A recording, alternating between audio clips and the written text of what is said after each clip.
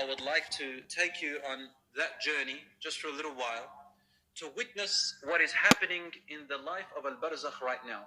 As we are living now, things in the Barzakh that are occurring. One day, the Prophet ﷺ, he himself saw a dream. And when the Prophets see a dream, it's absolutely true from Allah subhanahu wa ta'ala. Know that they either see from Allah or nothing different to us. And he said, Atani atini layla. Last night, someone came to me in my dreams, meaning angels. They came to me too. And they took me into the skies, into the life of the Barzakh, into another world of the dead, the world of the dead. He said, we reached a place. I saw before me a man who was lying down on the floor, on his back. And there was another man, a big man holding a huge stone.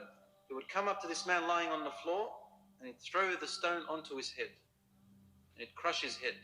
And the stone would roll away. The man would go to pick up the stone, and by the time he comes back to the person on the ground, his head has been restored. And he'd crush it again. The stone would roll away. And he'd keep doing that over and over. So I asked them, who is this man on the floor, and why is that other man doing this to him? They said to me, move on, move on. Don't ask questions, keep going. He said, then we moved on. Then we passed by a man who had a hook, a brass hook in the front of his hands. Or actually a man who was sitting down. And there was another man behind him who had a brass hook. And he would place the hook on the front of his face from his mouth. And he would rip his mouth and eyes and half of the face to his ear. Then he would come to the other side of his face and rip his other side of his face to the other ear. When he'd go to the other side, the first side is restored. Then he'd do the same to the restored side, and then the other side is restored. And then he'd do it again. And he'd keep on doing that over and over again. Prophet ﷺ asked, who is this person and why is that other man doing this to him? They said, move on, move on. He said, I reached a man who was swimming in a lake which looked like blood. And there was another man on the edge. He had stones in his hands. The man would swim to the other man. The other man would put stones into his mouth and he would have to swallow them and carry them across. And he would bring them out on the other side and he would come back, swim back, take another stone, put it on the other side and continuously do that. He said, why is this man doing this and who is the other man? He said, move on. They said, move on, move on. He said, we reached a place. He said, I saw men and women who were naked inside of what looked like a tannoor. Tannoor is like, in the olden days, this oven. They used to use these ovens to bake in their bread and stuff. Tannoor is very deep and hollow, and it has fire underneath it. Very hot in there. He said, I saw men and women in a huge tannoor, huge, much as the eye could see. And they were hanging in there. And the fire would burn from underneath and burn them. And they would all scream. And the fire would come back. Then it would burn them and all scream and come back. He said, who are these people and why is this happening to them? They said, move on, move on.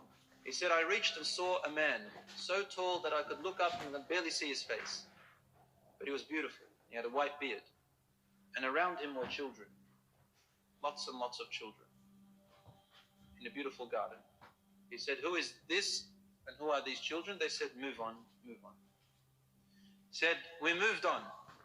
And I saw a group of people, a group of men and women, people.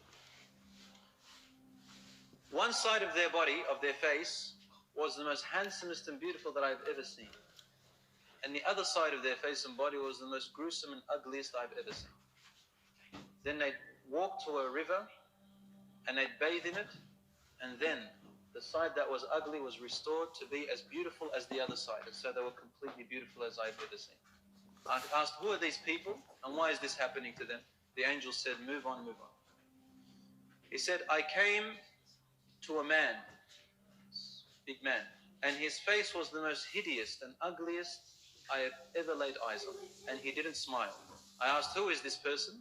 And they said, move on, move on. Finally, as the dream was almost over, I turned to my companions and I said, this night I have seen many strange things.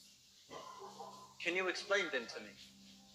And they told him, the first person that was having a man crushing his head is either, we don't know the exact tafsir here, either an example or it is real. Nevertheless, this is what will happen or what it is happening to the person who dies before the day of judgment. He said that was a man who used to deliberately sleep past his duties, his prayers. يَتَثَاقَ رَأْسُهُ عَنَ الصَّلَاةِ. His head is too heavy to get up for his prayers. And so he is being punished like this until the day of judgment. The second person who were having hooks ripping their sides of their faces to their ears said these are the people who used to spread lies about other people. Walk out of their home and spread lies about this person, that person, rumors, lies. And they'd carry on information without making sure if it's true, and they carry it about the other people, ruining their lives and their reputations. Namima. It's called namima. Yamshi bin namima. Walking in rumors and gossiping about other people. So being ripped. This is punishment till the day of judgment. The third person who was swimming and having these stones, he said, ذَلِكَ آكِلُ الرِّبَى. He is the person who consumes interest, riba, usury. Yani, he is not in need. It's not a necessity for them to consume riba or to take it or to give it, and they did it. So they are being punished this way until the day of judgment. What's going to happen is going to be worse. He said the people that were in the tanur, in that big huge oven underneath and screaming from the heat, were the adulterers and adulteresses, fornicators and fornicatresses of this ummah, of this nation.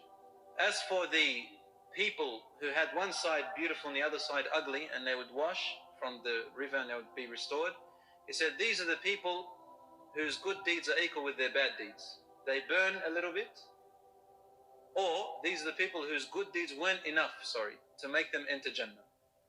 So they have burnt for their bad deeds, and then they are saved from the fire, or they will be saved from the fire, and they will cleanse themselves from this river in Jannah, and they'll be restored. As for the tall man that you saw with children around him, that is Prophet Ibrahim alayhi salam.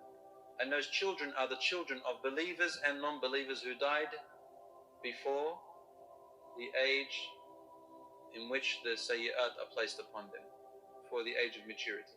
As for the man who you saw was hideous and didn't smile, then this is Malik, the angel guardian of the fire, of hellfire.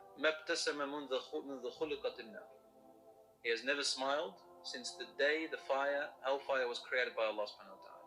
And he is the guardian who makes sure the people of hellfire are being tortured for their choice of going against Allah.